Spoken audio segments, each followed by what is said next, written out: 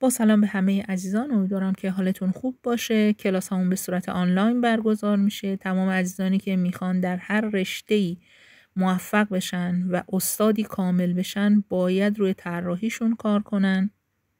تمرینات زیادی به تمام عزیزان داده میشه که بتونن به خلاقیت برسن و روی کارهاشون کار کنن. اینجا کلاسیه که ما فقط در رابطه با مثلا با نگارگری کار نمی کنیم. نگارگری رو میبریم وسط قلمزنی، وسط منبت، طراحی های فرش.